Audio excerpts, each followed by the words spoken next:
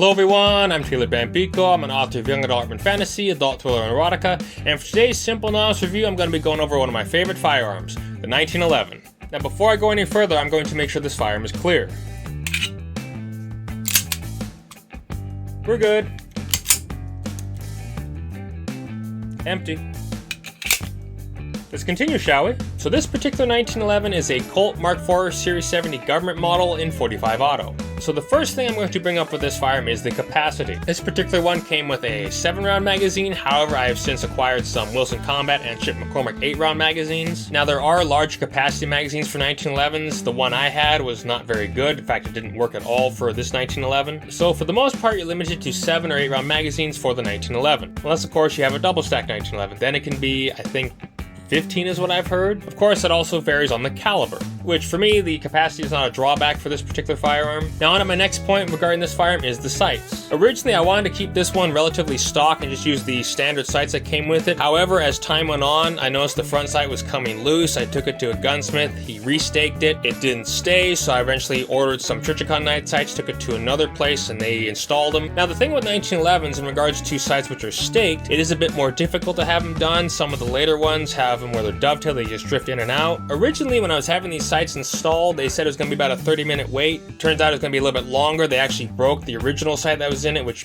didn't bother me at all. I was going to have new ones put in anyway. But the 1911 sights are in there relatively tight. That's why it's generally recommended to have a gunsmith or a 1911 smith work on them. And while I did like the original sights, I have no complaints with these. Now, one thing I do like about this particular gun is the arch mainspring housing. Some people don't like that. They prefer the flat mainspring housing. For them, it feels better in their hand. Honestly, to me, I prefer either one. In fact, my Terminator 2 Reproduction 1911, that has a flat mainspring housing. I like that one a lot.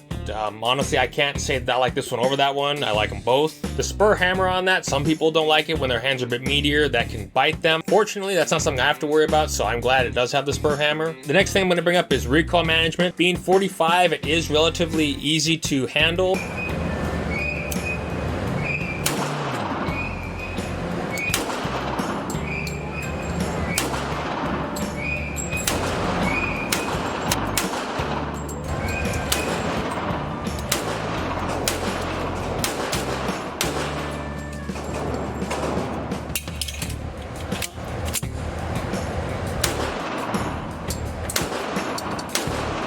Even a new shooter could handle this firearm relatively easy considering the weight of the firearm. There are some people who are intimidated by the caliber, that it's .45, it's going to have a lot of recoil. It really doesn't. It's more of a push versus a snap. I know when I've shot .40 caliber, the snap in it is relatively noticeable compared to the .45 auto. Even someone who's new to firearms could handle this gun with ease. So now on to one final point I want to bring up regarding the 1911 is the cost. Now of course, this being a Colt, these are going to be a bit more. They range in about $800 to $900 depending on which version it is, of course. The Series 80, which have a firing pin block, generally go for a little bit less than the Series 70s. Now that's the modern ones, of course. Older Series 70s can go for a lot more considering they're more collectible than the newer ones, but that's an entirely different subject. Generally with 1911s, they can be as little as about $500 and go upwards of several thousand. It really just depends on who's making it. One question I'm asked quite a bit is the Colt the best 1911 out there?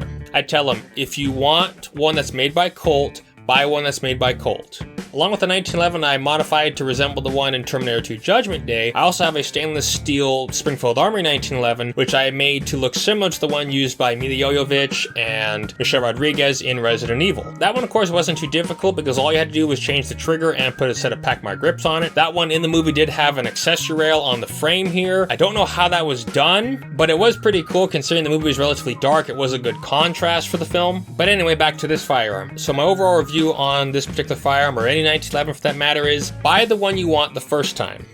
If you can afford it, of course. If you want a 1911 with a skeletonized hammer, get it with a skeletonized hammer. If you want it with an ambidextrous safety, get it with the ambidextrous safety. If you want it with a flat mainspring housing, get it with a flat mainspring housing. Some of these parts do need to be fitted. As I did with the Terminator 2 1911, a lot of those components did not work when I tried to fit them to the gun. I had to remove a bit of material from them to get them to actually fit correctly, then remove a bit more considering I had to get it Cerakoted. Unlike Glock pistols where you can just drop the parts in, on a 1911 there is some fitting required. But then again, there is the argument, Glock versus 1911. Honestly, why not both? Well, that was my simple and honest review on the Colt government model. Hope you enjoyed it. If you did, consider subscribing if you haven't already. Click that bell icon so you're notified when I upload new content. Leave any comments you have in the section below, and have a good day. See ya!